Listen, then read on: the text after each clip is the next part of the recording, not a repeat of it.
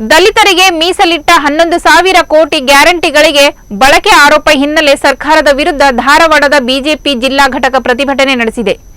DC ಕಚೇರಿ ಎದುರು ಕಾರ್ಯಕರ್ತರು ಪ್ರತಿಭಟನೆ ನಡೆಸಿ ಎಸ್ಸಿ ಎಸ್ಟಿಗಾಗಿ ಮೀಸಲಿಟ್ಟ ಹಣವನ್ನು ಲೂಟಿ ಮಾಡಿದ ಸರ್ಕಾರ ಎಂದು ಘೋಷಣೆ ಕೂಗಿ ಆಕ್ರೋಶ ವ್ಯಕ್ತಪಡಿಸಿದರು.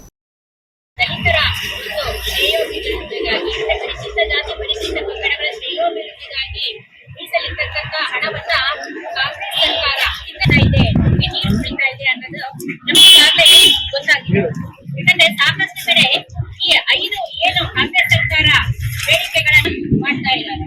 ಯಾಕಂದ್ರೆ ಅವರು ಒಂದ್ಸಲಿ ಹೇಳ್ತಾರೆ, ರೈಟಿಂಗ್ ಅಲ್ಲಿ ಒಂದ್ ಕಡೆ ಕೊಡ್ತಾರೆ, ನಾವು ಆ ಹಣವನ್ನ ಯಾವುದು ದಲಿತರಿಗೆ ಮೀಸಲಿಟ್ಟಂತ ಪರಿಶಿಷ್ಟ ಜಾತಿ ಪರಿಶಿಷ್ಟ ಪಂಗಡವು ಇದನ್ನು ಏನ್ ಮಾಡ್ತೀವಿ, ನಮ್ಮ 5 ಯೋಜನೆಗಳಿಗೆ ಬೇಡಿಕೆಗಳಿಗೆ ಅದನ್ನು ತಗೊಂಡಿದ್ದೀವಿ ಅಂತ ಹೇಳ್ಬಿಟ್ಟು ಮಾಡ್ತಾ ಇದೆ.